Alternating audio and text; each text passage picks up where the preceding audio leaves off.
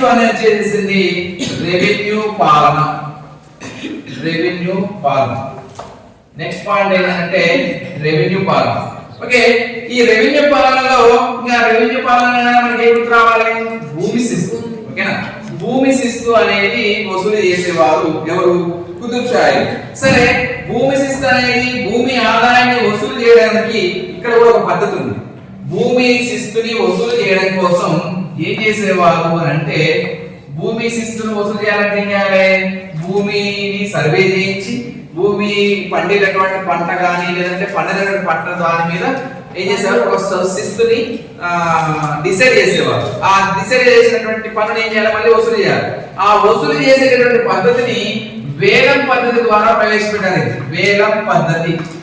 ఓకేనా, ఎవరి కాలంలో అంటే కుతుబ్ షాహీ కాలంలో వేలం పద్ధతి అంటే సార్ అంటే శిస్తులు వసూలు చేసినటువంటి వాడు ఏం చేస్తాడు? ఆ గ్రామం ఫర్ ఎగ్జాంపుల్ 2, 3, 4 లేదా 10 ఎన్ని గ్రామాలు ఉన్నాయో ఆ గ్రామంలో లేదంటే ఇండివిజువల్ గ్రామం కావచ్చు, ఆ గ్రామం నుంచి శిస్తు వసూలు చేయాలంటే ఒక వ్యక్తి ఏం చేసేవాడు? సేమ్ యాజువల్ ఓడరేవుల మీద ఎట్లయితే వేలంపాట చేసి సంవత్సరం మొత్తం శిస్తును వసూలు చేస్తున్నాడో సేమ్ యాజువల్ గా గ్రామాల మీద కూడా వేలం పద్ధతి ద్వారా ఏం చేస్తున్నారు? శిస్తులు వసూలు చేస్తున్నాడు. ఆ వేలంపాటలో ఆ గ్రామం నుంచి ఒకవేళ శిస్తుని వసూలు చేయడం కోసం వేలంపాట పడింది అనుకోండి, ఆ వేలంపాటకు సంబంధించిన ధనాన్ని మొత్తం కూడా ఎవరికి చేయాలి? ఎవరికి? రాజుకి ఇచ్చిందే కాకుండా ఈ వేలంపాట ఫర్ ఎగ్జాంపుల్ 10,000 వాడుకున్నాం అనుకుందాం. 10,000కు వేలంపాట సంవత్సరం మొత్తానికి వాడుకున్నాం. కానీ ఆ 10,000 కంటే తక్కువ 5,000 వచ్చినట్టుగా పన్ను వసూలు చేసుకుంటా ఆ వ్యక్తి ఇంకెక్కువ రావడానికి వసూలు చేస్తుంది. కాబట్టి ఇక్కడ 10,000కి ఇంకా ఎక్కువ సంపాదించుకునే విధంగా ఏం చేసేవాడు? ప్రజల మీద భారం మోపేవాడు. ఓకేనా, ప్రజల మీద భారం మోపడం వల్ల ఏమైంది? ప్రజలు నష్టానికి అవుతున్నారు, లాభానికి అవుతున్నారు. నష్టానికి అంటే బట్టి అర్థం చేసుకోండి. రాజుకి రైతుకి మధ్యలో ఎవరున్నారు? దళారి ఉన్నాడు. దళారి అంటే ఈ వేలం పాటలో వాడినటువంటి వ్యక్తి. దీని వల్ల రాజుకి ఇచ్చేదేమో చాలా, ఇతను వసూలు చేసేది బాగా వసూలు చేస్తున్నట్టుగా ఉన్నది. అంటే దీన్ని బట్టి అర్థమవుతుంది ఏమైతుంది అంటే ప్రజలు నష్టపోతున్నారు. ఏ యొక్క పద్ధతి ద్వారా? వేలం పద్ధతి ద్వారా. రైట్, అంటే భూమి శిస్తు వసూలు చేసేటటువంటి పద్ధతి కుతుబ్ షాహీ కాలంలో ఏ పద్ధతి ద్వారా అవలంబించారు అంటే వేలం పద్ధతి ద్వారా. దీని వల్ల ఏంటి? గుత్తేదారు వీడేమంటారు? వేలంపాటలో గ్రామాన్ని సంపాదించుకున్నాడు అనుకోండి, దాన్ని అతను ఏమంటారు అంటే గుత్తేదారులు అంటారు. ఈ గుత్తేదారులు ఏం చేస్తున్నారు? అధికమైనటువంటి పన్నులు వసూలు చేసి ప్రజల నుంచి పీడిస్తున్నటువంటి వ్యక్తులుగా చెప్పుకోవచ్చు. ఓకే, ఇది రెండో అంశం. నెక్స్ట్ మూడో అంశం వచ్చేసి సైనిక పాలన. కుతుబ్ షాహీ యొక్క పరిపాలనా కాలంలో చెప్పుకున్నటువంటి మూడో పాయింట్ ఏంటంటే సైనిక పాలన. ఈ సైనిక పాలనలో ఇక్కడ చూస్తున్నట్టయితే కుతుబ్ షాహీ రాజ్యంలో సైన్యంలో ఎవరు పనిచేస్తున్నారు? సైన్యంలో దాదాపుగా 3 మతస్థులు ఉన్నారు. మొదటి వారు ఎవరంటే హిందువులు, తర్వాత ముస్లింలు, మూడవ వారు ఎవరు సార్? ఇరాయిన్లు అంటే ఇరాన్ వాళ్ళు. ఓకేనా, ఎందుకు ఇరాన్ వారు ఎక్కడ సార్ అంటే కుతుబ్ షాహీ యొక్క పరిపాలనా కాలంలో వలస వచ్చారు. ఎవరు? భారతదేశం కాదు సారీ, గోల్కొండ సామ్రాజ్యానికి ఇరానీలు వచ్చారు. ఎలా అంటే ఫర్ ఎగ్జాంపుల్ ఎవరు చెప్పుదాం మనం? హైదరాబాద్ నగర నిర్మాత ఎవరు? మీర్ మోమిన్ ఆస్త్రాబాది. మీర్ మోమిన్ ఆస్త్రాబాద్ అనేటువంటి వ్యక్తి ఏ ప్రాంతం చెందినవాడు? ఇరాన్ దేశానికి చెందినటువంటి వ్యక్తి. గుర్తుపెట్టుకోండి, హైదరాబాద్ ప్రాంతంలో కట్టినటువంటి కట్టడాలు చార్మినార్ కావచ్చు, గోల్కొండ కావచ్చు, మక్కా మసీద్ కావచ్చు, ఈ కట్టడాలన్నీ కూడా ఎవరి యొక్క వాస్తు శైలిలో అంటే ఇరాన్ వారు. అందులో భాగంగా మీర్ మోమిన్ ఆస్త్రాబాద్ అనే యొక్క శిల్పకారుడు లేదా ఇంజనీరింగ్ ద్వారా ఈ కట్టబడి. సరే, దీన్ని బట్టి సైనిక పాలనలో పనిచేస్తున్నటువంటి సైన్యంగా పనిచేస్తున్నటువంటి వారు ఎవరంటే 3 వర్గాల వారు. 3 వర్గాలు అంటే హిందువులు, ముస్లింలు, తర్వాత ఇరాన్. ఓకే, మీరు ముఖ్యంగా అయితే ఇందులో ఎక్కువ శాతం ఎవరున్నారు? ఎందుకు అంటే ఈ ప్రాంతం ఏంది? తెలంగాణ ప్రాంతం, తెలుగు ప్రాంతంగా ఉన్నటువంటి వారు ఎవరు నివసిస్తున్నారు? ఎక్కువగా హిందువులు నివసిస్తున్నటువంటి ప్రాంతం కాబట్టి ఎక్కువగా ఈ సైన్యంలో హిందువులు ఉండేవారు. రైట్, తర్వాత తక్కువ అంటే 2వ స్థానం మీరు, 3వ స్థానం ఏంటంటే వలస వచ్చిన వారు కాబట్టి మీరు. సరే, సైనిక పాలనలో కుతుబ్ షాహీలు ఏ సైన్యాన్ని పోషించారు అంటే, ఏ సైన్యాన్ని పోషించారు? సిద్ధ సైన్యాన్ని పోషించారు. సిద్ధ సైన్యం అంటే తెలుసు కదా, అంటే ఎల్లవేళలా సిద్ధంగా ఉండేటటువంటి సైన్యం. ఎందుకు అని అంటే సిద్ధ సైన్యం పోషించడానికి ముఖ్య కారణం ఏంటి? ఎందుకు? మొఘల్ సామ్రాజ్యం నుంచి ఎవరు దాడి చేస్తున్నారు? ఔరంగజేబ్. మొఘలుడు ఎవరిని కావచ్చు అంటే షాజహాన్, తర్వాత వచ్చినటువంటి ఎవరు ఔరంగజేబ్ కావచ్చు, అంతకు ముందు ఉన్నటువంటి జహాంగీర్ కావచ్చు. వారు ఏం చేస్తున్నారు? మొఘల్ పాలకులు ఏం చేస్తున్నారు? ఈ గోల్కొండ సామ్రాజ్యం మీద దాడి చేస్తున్నందుకు గాను సైనిక పాలనలో ఏం చేశారంటే సిద్ధ సైన్యాన్ని పోషించడం జరిగింది. ఈ సిద్ధ సైన్యాన్ని పోషించడానికి లేదా యుద్ధ సమయంలో ఎవరు సైన్యాన్ని నడిపేవాడని చెప్పాను? సిపాయి సాలర్. ఎవరు అంట? సిపాయి సాలర్. సిపాయి సాలర్ అనేటువంటి వ్యక్తి ఏం చేస్తున్నాడు? యుద్ధ సమయంలో సైన్యాన్ని నడిపేటటువంటి అధికారి ఇతను. సిపాయి సాలర్ అనే వ్యక్తి సిద్ధ సైన్యాన్ని లేదా యుద్ధ సమయంలో సైన్యాన్ని నడిపేటటువంటి అధికారిగా చెప్పుకోవచ్చు. సరే, ఇదే కాకుండా ఇక కుతుబ్ షాహీలు ఏం చేశారు? తమ ఆదాయంలో ఎక్కువ శాతం, ఎవరి యొక్క ఆదాయంలో? కుతుబ్ షాహీలకు వచ్చేటటువంటి రాజ్యానికి వచ్చేటటువంటి ఆదాయంలో ఎక్కువ శాతం ఎవరికి ఖర్చు పెట్టేవారు అంటే సైన్యానికి ఎక్కువగా ఖర్చు పెట్టేవారు. ఎందుకు అంటే రాజ్యం పటిష్టవంతంగా ఉండాలి అని అంటే ఎవరు ఎక్కువగా ఉండాలి? సైన్యం ఎక్కువ ఉండాలి. సైన్యం తక్కువ ఉండాలనుకోండి ఏం చేస్తారు? గుర్తుపెట్టుకోండి, ఒక రాజ్యం ఇంకో రాజ్యం మీద దాడికి వెళ్తుంది లేదా దాడి చేయాలి అని అనుకున్నప్పుడు ఏం చేస్తారు అంటే ముందు ఏం చేస్తుంది? ఒక రాజ్యం ఇంకో రాజ్యం మీదకి వెళ్ళాలి అని అంటే ఆ రాజ్యం యొక్క పరిస్థితులు గమనిస్తుంది. ఎలా? సైన్యం ఎంత ఉంది, అతని యొక్క బలం ఎంత, అతని యొక్క ఆయుధాల సంఖ్య ఎంత అని గ్రహించిన తర్వాతనే ఇతను ఏం చేస్తాడు? దాని మీదకి వెళ్తారు. అంటే అతని కంటే ఎవరైతే దాడి చేయాలనుకుంటాడో అతని దగ్గర ఎక్కువ అనుకో, దాడి చేయాల్సినటువంటి రాజ్యం కంటే ఇతని దగ్గర ఎక్కువ సైన్యం కావచ్చు, ఎక్కువ ఆయుధాలు కావచ్చు ఉంటేనే ఏం చేస్తారు? అతని మీద దాడికి వెళ్తారు. ఒకవేళ తక్కువ సైన్యం ఉందనుకోండి, వాళ్ళ దగ్గర అయితే ఎక్కువ ఉందనుకోండి, దాడి చేసిన వాడు దాడి చేయడు. అందుకే ఇదేం చేశారు? ఎక్కువ శాతం సైన్యాన్ని సైనిక పాలనలో ఎక్కువగా ఎవరికి ప్రాధాన్యత ఇచ్చారు అంటే సైన్యాన్ని. ఎక్కువగా రాజ్యానికి వచ్చిన ఆదాయం మొత్తం కూడా ఎవరికి ఖర్చు చేశారంటే సైన్యానికే ఖర్చు చేయడం జరిగింది. అంతమాత్రమే కాకుండా సైనికులకు వేతనాల కోసం సంవత్సరానికి ఎంత ఖర్చు పెట్టేవారంటే ఇంపార్టెంట్. కుతుబ్ షాహీలు సంవత్సరానికి సైనికులకి ఎంత ఖర్చు పెట్టేవారు అంటే 8,84,477 పగోడాలు. ఏమనాలి ఇప్పుడు? రూపాయలు అనొద్దు, ఏమనాలి? పగోడాలు అనాలి. చూడండి ఎంత అంట? 8,84,477 పగోడాలని ఖర్చు చేసేవారు సైన్యాన్ని. ఎవరు? కుతుబ్ షాహీ. మరి ఖర్చు చేశారు, బానే ఉంది. ఈ విషయం ఎవరు చెప్పారు అంటే ఫ్రెంచ్ యాత్రికుడైనటువంటి తేవానాట్ అనేటటువంటి చరిత్రకారుడు. కొత్తగా వచ్చింది, ఓకేనా?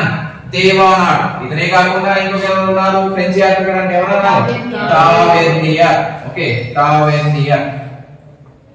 ఇతను కూడా ఫ్రెంచ్ యాత్రికుడే. గుర్తుపెట్టుకోండి, సైనికుల యొక్క ఖర్చు గురించి చెప్పిన వాడు మాత్రం ఇతనే. ఎవరు? తేవానాట్ అనే వ్యక్తి ఫ్రెంచ్ యాత్రికుడు. తన యొక్క గ్రంథంలో ఏం రాశారంటే కుతుబ్ షాహీ యొక్క సైన్యానికి విపరీతంగా ఖర్చు చేసేవారు. ఆ ఖర్చు అనేది సంవత్సరానికి ఎంత ఖర్చు పెట్టారని చెప్పారు అంటే 8,84,477 పగోడాలు ఖర్చు చేసేవారట. ఒక సైనికుడికి ఇచ్చేటటువంటి జీతం ఎంత అంటే 10 పగోడాలట. ఒక సైనికుడికి ఇచ్చే జీతం అంటే ఒక సైనికుడికి నెలకి ఇస్తున్నాడా, వారానికి ఇస్తాడా, ఎంతకి ఇస్తాడా? నెలకి. అంతేనా? ఎంత ఇస్తున్నాడా అని చెప్తున్నాను? 10 ఫోన్లు.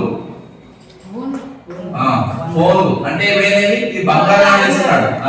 Very good. ఇక్కడ రూపాయలు ఇస్తున్నాడు, బంగారాన్ని ఇస్తున్నాడు. ఎంత అంట? 10 ఫోన్లు ఇస్తున్నాడు అక్కడ. అంటే 10 ఫోన్లు అంటే అది విలువైనవి అనమాట. ఓకేనా? అది బట్టి అర్థమైంది. పగోడాలు ఇవ్వట్లేదు, ఎంత ఇస్తున్నాడు? ఫోన్లు ఇస్తున్నాడు. అంటే ఇక్కడ కూడా తెలిసి పగోడాలు కాకుండా ఏం ఖర్చు పెడుతున్నాడు? ఫోన్లు ఖర్చు పెడుతున్నాడు. ఓకేనా? రైట్. 8,84,477 ఏం ఖర్చు పెట్టాడు? ఫోన్లు ఖర్చు పెట్టాడు. ఫోన్లు, పగోడాలు కాదు, ఫోన్లు. అంటే అర్థమైంది. అందరికి కూడా ఏమి ఇస్తున్నట్టు? బంగారు నాణ్యాలు ఇస్తున్నాడు. ఫోన్లు ఖర్చు పెట్టాడు. 8,84,477 కోన్లు ఎవరు ఖర్చు పెడుతున్నాడు? కుతుబ్ షాహీలు. ఎవరు ఖర్చు పెడుతున్నాడు? సైనికులు. మరి ప్రతి సైనికుడికి ఇచ్చేటటువంటి వేతనం ఎంత అంట? 10 కోన్లు ఇచ్చాడు. ఎవరు? కుతుబ్ షాహీ పరిపాలన కాలంలో. ఇంకొక విషయం ఏంటంటే సైనికులకి డ్రెస్ కోడ్ కూడా ఉంది. ఏమన్నారా? సైనికులకి ఆ కాలంలో ఇప్పుడు పోలీసులకు ఏ విధంగా అయితే డ్రెస్ కోడ్ ఉందో ఆ కాలంలో కూడా ఏం చేశారు? కుతుబ్ షాహీ యొక్క పరిపాలన కాలంలో సైనికులకి మన డ్రెస్ కోడ్ ఏమున్నా సార్ అంటే మొదటిది తలపాగ. ఫస్ట్ వన్ తలపాగా ఉంది కదా. తర్వాత రెండోది రక్షక కవచం. రక్షక కవచం తలపాగా, రక్షక కవచం, శిరస్త్రావం అనేటటువంటి తెలుసు కదా. చొక్కాలు, తర్వాత యూనిఫామ్ అంటారు. యూనిఫామ్లు. ఓకే, ఒక సైనికుడు ధరించేటటువంటి అంశాలు ఎన్ని ఉన్నాయంటే 4. ఒకటి తలపాగా, రెండోది రక్షక కవచం, మూడోది శిరస్త్రావం, నాలుగోది చొక్కాలు లేదంటే యూనిఫామ్. యూనిఫామ్ మీన్స్ అంటే యూనిఫామ్ ప్యాంట్ అనుకుంటే యూనిఫామ్ అన్నారు. ఓకే రైట్, యూనిఫామ్ ధరించేవారు. ఇక వీరందరూ కూడా ప్రతి సైనికుడు కూడా ఎవరి కొరకు పనిచేయాలి? రాజ్యం కొరకు, రాజు కొరకు, కోట కొరకు. ఏ కోట? గోల్కొండ రక్షణ కోసం పనిచేయాలి అందరూ కూడా. ఎందుకంటే ఇంత ఖర్చు పెడుతున్నాడు కాబట్టి ఏం చేయాలి? రాజ్యాన్ని, రాజుని, గోల్కొండ కోటని సంరక్షించాల్సిన బాధ్యత ఎవరిది అంటే ఎవరిది? సైనికుడిది. ఓకే, సైనికుడికి ఎంత ఇస్తున్నారు జీతం? 13. గుర్తుపెట్టుకోండి, సైనికుల కోసం ప్రతి సంవత్సరానికి ఎంత ఖర్చు పెట్టారంటే 8,84,477 కోన్లని ఖర్చు పెట్టారు. ఎవరు అంటే Qutb Shahi. Okay right. Next ఏంటంటే న్యాయపాలన. కుతుబ్ షాహీ యొక్క న్యాయపాలన. న్యాయపాలనలో సేమ్ యాన్యువల్ గా ఫ్రెంచ్ యాత్రికుడు ఎవరైనా చెప్తున్నారో మనం కొత్త వ్యక్తి వచ్చారు. అతను ఏం చెప్పాడు అంటే ఇప్పుడు మనం చెప్పినది ఇది టాపిక్ న్యాయపాలన. న్యాయపాలనలో వీరు ఎవరెవరు ఈ న్యాయాధికారులుగా ఉండేవారు అంటే 3 పద్ధతులు అవలంబించారు. ఎన్ని పద్ధతులట? 3 పద్ధతులు. 3 పద్ధతులు అంటేనే 3 వ్యక్తుల యొక్క సలహా మేరకు న్యాయపాలన జరిగేది. అందులో భాగంగా ఏంటంటే ఫస్ట్ వన్ హిందూ ధర్మశాస్త్రం. ఏంటంటే హిందూ ధర్మశాస్త్రము మొదటిది. హిందూ ధర్మశాస్త్రాన్ని అనుసరించి న్యాయపాలన చేస్తున్నారు, హిందూ ధర్మశాస్త్రాన్ని. రెండోది ఏంటంటే హిందూ పండితులు. న్యాయపాలన చెప్తున్నాము హిందూ ధర్మశాస్త్రాన్ని అనుసరించి, తర్వాత హిందువుల యొక్క పండితులు, తర్వాత మహమ్మదీయ పండితులు. అంటే వీరేమనొచ్చు? పెద్దలు. అంటే మహమ్మదీయ పెద్దలు. ఓకేనా? ఈ ముగ్గురిని అనుసరించి న్యాయపాలన జరిగేది. ఓకేనా? మొదటి ఏం చెప్తున్నాను? హిందూ ధర్మశాస్త్రము, హిందూ పండితులు, మహమ్మదీయ పెద్దలు. ఏ పెద్దలు? మహమ్మదీయ పెద్దలు. మరి మత పెద్దలు. ఏ పెద్దలంట? మత పెద్దలు. ఓకే, మహమ్మదీయ మత పెద్దలు అంటే వీరిని అనుసరించి అంటే వీరితో కలిసి చర్చించి ఈ యొక్క న్యాయపాలన అనేది జరిగేది. ఓకేనా? ఈ న్యాయపాలనలో ఏముంటాయి? కేసులుగా ఏముంటాయి? 2 సివిల్, క్రిమినల్. సివిల్ అంటే ఆస్తి తగాదాలు, కొట్లాటలు, తగాదాలు అని సివిల్ అంటారు. క్రిమినల్ అంటే హత్యలు. ఓకేనా? సివిల్, క్రిమినల్ న్యాయస్థానాలు ఉన్నాయి. అయితే ఈ న్యాయస్థానాలకి 2 రాజులు న్యాయ మందిరాలు కూడా కట్టారు. అంటే న్యాయ భవనాలు లేదంటే భవనాలు కూడా నిర్మించారు. వారు ఎవరెవరు నిర్మించారు అనేది చూసినట్టయితే మహమ్మద్ కులీ కుతుబ్ షా ఏం నిర్మించాడు? ఏ భవనాన్ని నిర్మించాడంటే దాద్ మహల్. ఇది ఇంపార్టెంట్ చూడండి, దాద్ మహల్. మహమ్మద్ కులీ కుతుబ్ షా నిర్మించినటువంటి న్యాయ భవనం, న్యాయ మందిరం ఇక్కడ ఏం నిర్మించారు? దాని పేరు ఏంది? దాద్ మహల్. ఓకేనా? దాద్ మహల్. నెక్స్ట్ వన్ ఇతని తర్వాత వచ్చినటువంటి అబ్దుల్లా కుతుబ్ షా నిర్మించినటువంటి మందిరం ఏంటంటే అమన్ మహల్. ఓకే, ఇది ఎవరు నిర్మించారని చెప్పాను?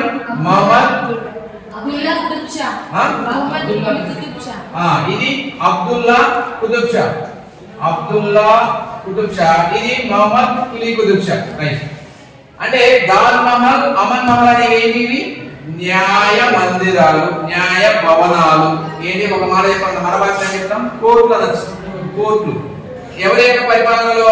కుతుబ్ షా యొక్క పరిపాలనలో న్యాయ మందిరాలుగా రెండు ఉన్నాయి. అవి ఏంటంటే మొహమ్మద్ కులీ కుతుబ్ షా యొక్క పరిపాలనా కాలంలో నిర్మించిన భవనం ఏంటి అంటే దాల్ మహల్. అబ్దుల్లా కుతుబ్ షా యొక్క పరిపాలనా కాలంలో నిర్మించిన మందిరం ఏంటంటే అమన్ మహల్. ఓకే, ఇది ముఖ్యమైనగా చెప్పుకోవచ్చు. సరే, న్యాయమూర్తులు, ప్రభుత్వాధికారులు, ఇక్కడ ఒక అంశం ఏంటో తెలుసా? ఈ యొక్క అబుల్ హాసన్ తానీషా పరిపాలనా కాలం అక్కడ ఎన్నో రాజు? ఏడో రాజు పరిపాలనా కాలంలో కనుక ప్రభుత్వ ఉద్యోగులు గాని, మత పెద్దలు గాని, న్యాయమూర్తులు గాని ఎవరైనా తప్పుడు తీర్పులు ఇచ్చినా సరే, ఎవరైనా లంచగొడితనానికి ఎవరైనా పాల్పడ్డదైతే కఠినంగా శిక్షించేవాడు. ఎవరు? అబుల్ హాసన్ తానీషా. అంటే న్యాయపాలన అనేది అంత పటిష్టవంతంగా నిర్వర్తించినటువంటి వారు ఎవరంటే కుతుబ్ షా యొక్క పరిపాలనా కాలం. ఇక ముఖ్యమైనది ఏంటంటే ఇక సామాజిక విధానం, సామాజిక పరిస్థితులు, మత విధానం. మెయిన్ పాయింట్ చెప్తాను. ఇక సామాజిక పరిస్థితులు, ఇందులోనే మళ్ళీ మత విధానం. మత విధానం, సామాజిక పరిస్థితులు మరియు మత విధానంలో వీరు సమకాలికమైనటువంటి వారుగా భావించేది ఎవరు? సమాజంలో ఉన్నటువంటి పరిస్థితులు, ప్రజల యొక్క జీవన విధానాన్ని తెలియజేసినటువంటి వారు ఎవరు అంటే రచయితలు. ఎలాంటి రచయితలు? Persian, Arabic, Telugu. Persian, Arabic, Telugu భాష కవులు ఎవరి యొక్క పరిస్థితులు? కుతుబ్ షా యొక్క ప్రజల యొక్క జీవన విధానంలో, సామాజిక విధానంలో చెప్పినటువంటి గ్రంథాలు ఏ భాషలో రాయబడ్డాయి అంటే పర్షియన్, అరబిక్, తెలుగు భాషలో రాయబడ్డాయి. సరే, ఇవే కాకుండా విదేశీయులు ఎవరని చెప్పాను? విదేశీయులు ఎవరు? టావెర్నియర్, ఇంకా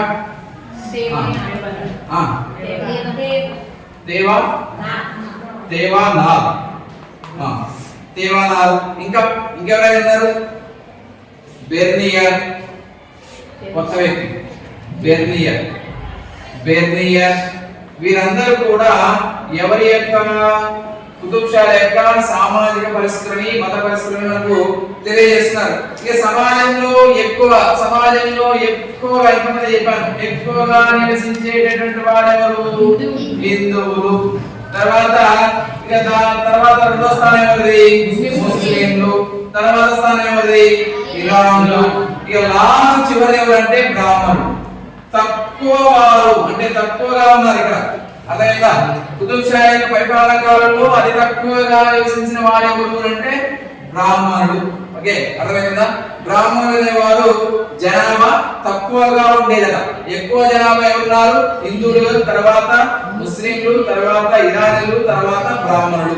సరే, ఇందులో భాగంగా హిందువులు అనేకమైనటువంటి ఉపకులాలు చెందినటువంటి వారుగా ఉన్నారు. హిందువులు అనేకమైనటువంటి ఉపకులాలు, అవి మీకు తెలుసు. కుమ్మరి వారు, కమ్మరి వారు, చేపలు పట్టేవారు, ముట్టలు అనేవారు, వీళ్ళందరూ కూడా వీటిని ఏమంటాం మనం? ఉపకులాలు అంటారు. అంటే హిందువులలో ఉపకులాలు ఉన్నారు. అంటే అందులో ఏం చెప్పాను? చేనేత కార్మికులు కావచ్చు, బోయలు కావచ్చు, లేదంటే దర్జీలు. దర్జీలు అంటే చొక్కాలు, అంటే ఇవి నేత వస్తు పనిచేసినటువంటి వారు కావచ్చు. తర్వాత మత్స్యకారులు అంటే చేపలు పట్టేవారు, చాకలి వారు, మంగలి వారు, వీళ్ళందరూ కూడా ఎవరు? హిందువులుగా ఆనాటి సమాజంలో ఉన్నటువంటి వారుగా చెప్పుకోవచ్చు. సరే, వీరు మరి ఎక్కువ శాతం ఎవరున్నారు? హిందువులు అని చెప్తున్నాం. కానీ పరిపాలకులు ఏంటి? ముస్లింలు. దీన్ని బట్టి ఏం చేయాలి? ఈ ముస్లిం పాలకుడైనటువంటి వ్యక్తి అందరినీ సమానంగా రాలేదా? అందుకే ఏమన్నారు? కుతుబ్ షా యొక్క పరిపాలనా కాలం అనేది పరమత సహనాన్ని పాటించారు. పరమత సహనం అంటే ఏంటి? వీరు ముస్లింలు అయినప్పటికీ కూడా అన్ని మతాలని సమానంగా చూస్తారు. సమానంగా చూడాలి కూడా. ఎందుకు అంటే ఇక్కడ అంశం ఏంది? ఎక్కువ శాతం ఎవరున్నారన్నా? హిందువులు ఉన్నారు. కాబట్టి కుతుబ్ షా పరిపాలనా కాలంలో అందరూ కూడా ఏం చేశారు? మత సహనాన్ని పాటించారు. మత సహనాన్ని పాటించేదే కాకుండా ఆ కాలంలో 2 పండుగలు అనేవి ప్రాముఖ్యమైనవి. 2 పండుగలు, సమయం లేదు కాబట్టి ఫాస్ట్ వెళ్తున్నా. 2 పండుగలు ప్రాముఖ్యమైనవి. ఎవరి యొక్క? హిందువుల యొక్క పండుగలు. దీపావళి, హోలీ పండుగలు అనేవి ప్రాముఖ్యమైనవి.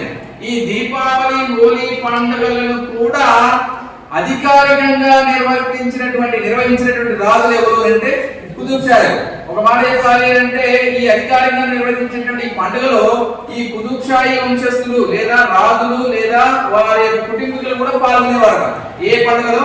దీపావళి, హోలీ వంటి హిందూ పండుగ వేడుకల్లో కూడా పాల్గొనడం వల్ల ఏం తెలుస్తుంది? అక్కడ పరమత సహనాన్ని పాటించినట్టుగా తెలుస్తుంది. పాల్గొనకపోతే పరమత సహనాన్ని పాటించినట్టు అంటే ఈ యొక్క వేడుకల్లో కూడా ఈ యొక్క పాలకులు పాల్గొనేవారట. సరే, ఇదే కాకుండా మొహరం పండుగ. ఏ పండుగ? మొహరం. ఈ మొహరం అనే పండుగ ఎవరు చేస్తారు? ముస్లింలు చేస్తారు. ఆ ముస్లింలు చేసే పండుగలు కూడా ఎవరు పాల్గొనేవారు? హిందువులు పాల్గొనేవారు. అంటే దీన్ని బట్టి ఏంటి? కుతుబ్షాహీ పరిపాలన కాలంలో హిందూ ముస్లింలు సోదర భావంతోన సోదరి భావంతోన కలిసి ఉన్నారుగా అని ఎవరు చెప్తున్నారు అంటే ఈ యొక్క రచయిత ఎవరు? తావేర్నియర్, తర్వాత రచయితలు వారి గ్రంథంలో పేర్కొన్నటువంటి అంశం. ఇక నెక్స్ట్ లాస్ట్ వన్ ఏంటంటే ఆర్థిక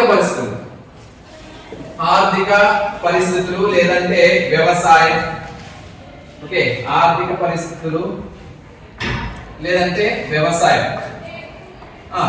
వీరి యొక్క ఇందులో ముఖ్యమైన బిట్స్ ఉన్నాయి, రెండు మూడు. ఇక ముఖ్య వృత్తి అంటే ఏమంటాం మనం? వ్యవసాయం. ముఖ్య వృత్తి ఏంది? వ్యవసాయం. ఇంకా మీరు సేమ్ యాదలుగా మన తెలంగాణ ఏమేమి పండుతాయి? ఇక వరి, గోధుమ, బార్లీ ఎలా అయితే పండాయో అలా పండాయి. నెక్స్ట్ ముఖ్యంగా ఈ పంటలు పండాలంటే ఏం చేయాలి? చెరువులు త్రవ్వించాలి. చెరువుల్లో ముఖ్యమైన మీకు ఇంతకుముందు క్లాస్ లో చెప్పాను. హుస్సేన్ సాగర్ ఏం చేశారు? హుస్సేన్ సాగర్ ఆనకట్ట నిర్మించారు. తర్వాత ఇంకేం చెప్పాను? ఇబ్రహీంపట్నం చెరువుని త్రవ్వించారు. ఇబ్రహీంపట్నం చెరువులు కావచ్చు. ఇంకా ఇంకేం చెప్పాను?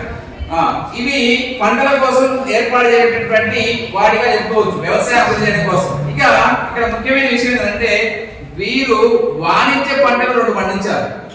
వాణిజ్య పంటలు అనగానే మనం ఏమంటాం?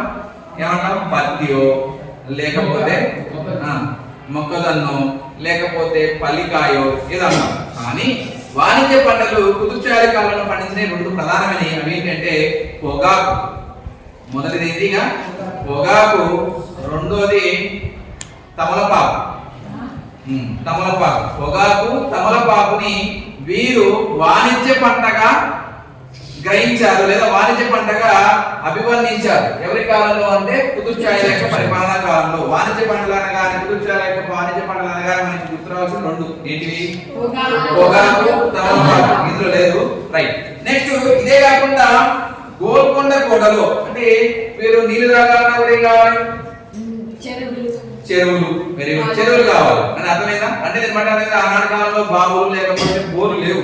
కాబట్టి గోల్కొండ కోటలో నివసించే రాజులు, రాణులు లేదా బంధువులు లేదంటే గోల్కొండ కోటలో ఉన్నటువంటి రాజ కుటుంబీకులందరూ కూడా త్రాగడానికి గోల్కొండ కోటకు 5 కిలోమీటర్ల దూరంలో ఒక చెరువును త్రవ్వించుకున్నారు. ఎవరి కోసం? రాజ కుటుంబీకుల కోసం త్రవ్వించుకున్న చెరువు. ఆ చెరువు పేరు ఏంటంటే అల్లా దుర్గ్ అనేటటువంటి చెరువును త్రవ్వించుకున్నారు. ఇది ఎక్కడ ఉంది ఈ చెరువు అంటే గోల్కొండ కోటకి 5 కిలోమీటర్ల దూరంలో ఉన్నటువంటి చెరువే అల్లా దుర్గ్ వద్ద ఒక చెరువును నిర్మించుకున్నారు. దీని ద్వారానే ఆ యొక్క రాజ కుటుంబీకులందరూ కూడా తాగునీరుని ఏం చేసుకున్నారు? సరఫరా చేసుకున్నారు. ఎలా సరఫరా చేసుకున్నారు అంటే లాజికల్ అనేటువంటి ఇంజనీరింగ్, హైడ్రోలాజికల్ ఇంజనీరింగ్ సిస్టమ్ ద్వారా ఎక్కడి నుంచి? ఏ చెరువు నుంచి? అల్లా దుర్గ్ అనే చెరువు నుంచి మీరు ఏం చేశారు? గోల్కొండ కోటకి నీటి సరఫరా, తాగునీరు కోసం ఈ యొక్క చెరువును త్రవ్వించుకోవడం జరిగింది. ఇది ముఖ్యంగా చెప్పుకోవచ్చు. సరే, ఇదే కాకుండా మీరు మాసఫ్ ట్యాంక్ నిర్మించుకున్నారు. మాసఫ్ ట్యాంక్ తెలుసు కదా? మాసఫ్ ట్యాంక్ ఎక్కడ ఉంది? ఇది సైఫాబాద్ దగ్గర ఉంది. సైఫాబాద్ దగ్గర మాసఫ్ ట్యాంక్ కూడా కట్టుకోవడం జరిగింది. ఇక నెక్స్ట్ వన్ ఏంటంటే ఆర్థిక పరిస్థితుల తర్వాత ముఖ్యమైనది ఆర్థిక పరిస్థితులు ఏం చెప్పుకున్నాం? వ్యవసాయం గురించి చెప్పుకున్నాం. తర్వాత వర్తక వాణిజ్యం అంటే వ్యవసాయంతో పాటు ఏం చేశారు? వ్యాపారం. వ్యవసాయంతో పాటు ఫస్ట్ వన్ ఏంటి? వ్యవసాయం, తర్వాత వ్యాపారం. ఓకే, అంటే ఆర్థిక పరిస్థితుల్లో ముఖ్యమైన ప్రధానమైనవి రెండు ఏంటివి? వ్యవసాయం, వ్యాపారం. ఇక వ్యాపారం అంటే మీకు తెలుసు వ్యాపారంలో ముఖ్యమైనది వీరి యొక్క వ్యాపారం ఏందిగా విదేశీ వ్యాపారం ఏం చేశారు, ఓడరేవుల ద్వారా విదేశీ వ్యాపారం చేశారు. ఇందులో భాగంగా వీరికి ముఖ్యమైనది ఏంటి ఇక వస్త్రాల వ్యాపారం, వజ్రాల వ్యాపారం. గుర్తుపెట్టుకోండి, కుతుబ్ షాహీల యొక్క పరిపాలనా కాలంలో ప్రధానమైనటువంటి వ్యాపార వస్తువులు ఏంటి అంటే రెండు. ఏంటివి? వస్త్రాలు, వజ్రాలు. వస్త్రాలు, వజ్రాలు. వస్త్రాలేమో ఆంధ్రదేశం నుంచి తయారు చేయబడిన సన్నని వస్త్రాలు, పట్టు వస్త్రాలని ఎగుమతి చేశారు. రెండోది ఏంటంటే వజ్రాలు. వజ్రాలు ఎక్కడ ఉన్నాయని చెప్పాను? వజ్రాలు ఎక్కడ ఉన్నాయి? కృష్ణా జిల్లాలో ఉన్నాయని చెప్పాను. కృష్ణా జిల్లాలో ఎక్కడ?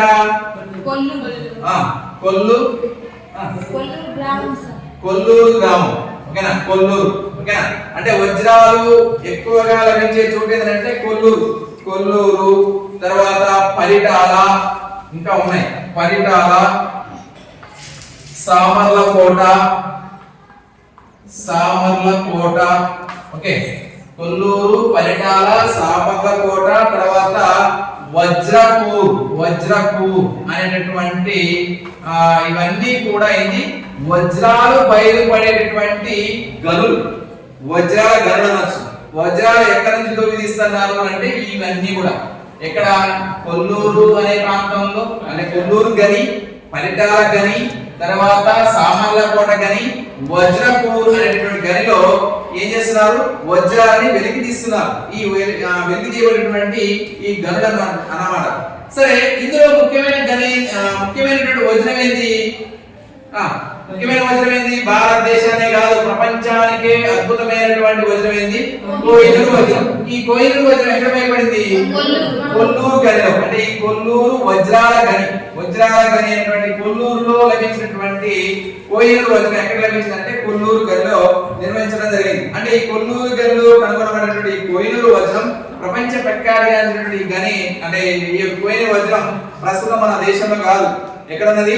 బ్రిటన్ లో వెళ్ళిపోవడం జరిగింది. సరే, ఇవే కాకుండా వీరి కాలంలో ఇనుప ఖనిజాలు కూడా ఉన్నాయి. చూడండి, మొదటిది వస్త్రాల వ్యాపారం చేశారు. రెండోది ఏంది? వజ్రాలు. ఇంకొక విషయం, వజ్రాలు ఈ గనిలో లభిస్తున్నాయి. ఈ గనిలో లభించిన త్రవ్వకాలలో వచ్చినటువంటి లేదా గనిలో వెలికి తీయబడినటువంటి వజ్రాలన్నీ కూడా ఎక్కడ తీసుకొచ్చేవారు? మళ్ళీ గోల్కొండ కోట తీసుకొచ్చేవారు. ఎక్కడ తీసుకొచ్చేవారు? గోల్కొండ కోట తీసుకొచ్చారు.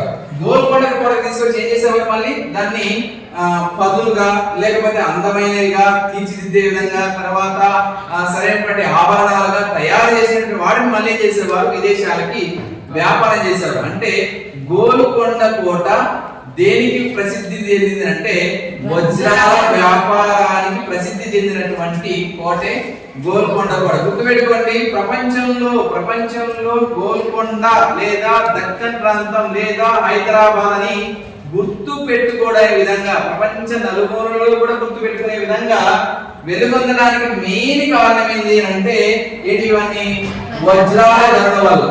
ఏది? వజ్రాల గనుల వల్ల. ఆ గనులు ఎక్కడో లేవు, ఎక్కడ ఉన్నాయి?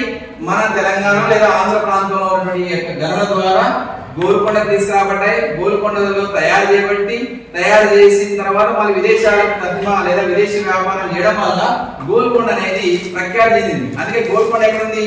హైదరాబాద్. అందుకే ఏమంటారు తెలుసా, ప్రపంచంలో ఏ వ్యక్తికి కూడా హైదరాబాద్ నగరం అనే పేరు తెలవకుండా లేరు అని అంటారు. ఓకేనా? అంటే నేను అంత ప్రఖ్యాతి కలిగింది. సరే, వీరి యొక్క కుతుబ్ షాహీల యొక్క రాజ్యపు ప్రధాన కరెన్సీ మనం చెప్పుకున్నాం. ఆర్థిక వ్యాపారం, ఆర్థిక పరిస్థితులు కానీ, వ్యాపారం కానీ, లేకపోతే వ్యవసాయం గానిలో ముఖ్యంగా ఏమొస్తుంది? కరెన్సీ వస్తుంది. కరెన్సీ అనగానే ఏం చెప్పానుగా, వీరి యొక్క బంగారు నాణ్యం పేరేంది? బొన్ను. నెక్స్ట్ విదేశీ వ్యాపారంలో ఎక్కువగా చలామణైనటువంటి కరెన్సీ పగోడా. ఓకేనా? రైట్. ఇక తర్వాత ఎవరున్నారు? ఇక తెలుగు కవులు. అంటే వీళ్ళ పరిపాలన కాలంలో మనం చూసినట్లయితే సాహిత్య ప్రియులు, అంటే సాహిత్యాభివృద్ధి అనగానే మనకు ఇంతకుముందు క్లాస్ లో చెప్పాను నేను. ఏంది? ఆధారాలు అని చెప్పాను. ఏం చెప్పాను? వీరు తెలుగు కవులను కూడా పోషించడం జరిగిందని చెప్పాను. అంటే కుతుబ్ షాహీల యొక్క పరిపాలన కాలంలో ఒక రాజు మాత్రమే తెలుగుని అభివృద్ధి చేయలేదు, కానీ మిగతా 6 మంది రాజులు కూడా ఏం చేశారు? తెలుగుని అభివృద్ధి పరిచారని చెప్తున్నాం. ఇక తర్వాత వాస్తు శిల్ప కళాభివృద్ధి. చివరిది ఏంటంటే వాస్తు శిల్ప కళాభివృద్ధి. ఈ వాస్తు శిల్ప కళాభివృద్ధిలో కూడా ఇంతకుముందు క్లాస్ లోనే చెప్పాను. ఓకే, ముఖ్యమైన ప్రధానమైనది ఇక ఫాస్ట్ చెప్తా. ప్రధానమైన కట్టడాలు కుతుబ్ షాహీల యొక్క పరిపాలనా కాలంలో ప్రధానమైన కట్టడాలు ఏంటి? మొదటిదిగా హైదరాబాద్ అనేది గుర్తుపెట్టేది గోల్కొండ కోట. గోల్కొండ కోట. నెక్స్ట్ వన్ రెండోది ఏంటి? చార్మినార్. చార్మినార్. ఈ రెండు నిర్మాణాలకి ముఖ్యమైనటువంటి ప్రధానమైనటువంటి వ్యక్తి ఎవరు? మీర్ మోమిన్ ఆస్రాబాది. మీర్ మోమిన్ ఆస్రాబాద్ అనేటువంటి వ్యక్తి నిర్మించినటువంటి దాన్ని రూపశిల్పకారుడు అని అంటారు. Okay. For example Taj Mahal రూపశిల్పకారి ఎవరు అని అంటే తాజ్ మహల్ అంటే తాజ్ మహల్ యొక్క ఇంజనీరింగ్ ఇంజనీర్ ఎవరు అని మనం చెప్తాం? ఉస్తాద్ అహ్మద్ అని చెప్తాం. అలానే ఈ హైదరాబాద్ నగర నిర్మాణం కావచ్చు, చార్మినార్ యొక్క రూపశిల్పం కావచ్చు, గోల్కొండ కోట రూపశిల్పం కావచ్చు, దాని రూపశిల్పి ఎవరైనా మనం చెప్పాలి మీర్ మోమిన్ ఆస్రాబాది. సరే, ఇందులో ముఖ్యంగా ఏం చెప్తున్నాం? చార్మినార్, గోల్కొండ కోట, తర్వాత మక్కా మసీదు. అసలు మర్చిపోతున్నారు, మక్కా మసీదు.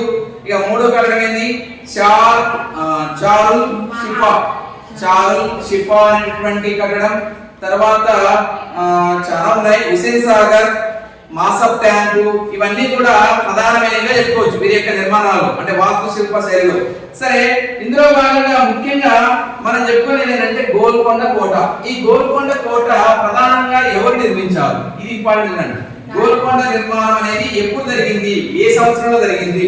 గోల్కొండ కోట ఏ సంవత్సరంలో జరిగిందంటే 1143వ సంవత్సరంలో నిర్మించిన వారు ఎవరు అని అంటే కాకతీయులు. గుర్తుపెట్టుకోండి, 1143వ సంవత్సరంలో కాకతీయులు అనేవారు గోల్కొండ కోటని నిర్మించడం జరిగింది. గోల్కొండ కోటని నిర్మించడం జరిగింది. అయితే ఈ గోల్కొండ కోట నుంచి గోల్కొండ కోట నిర్మించారు కానీ ఎవరి యొక్క కాలంలో ఈ యొక్క గోల్కొండ కోట కోల్పోయారు?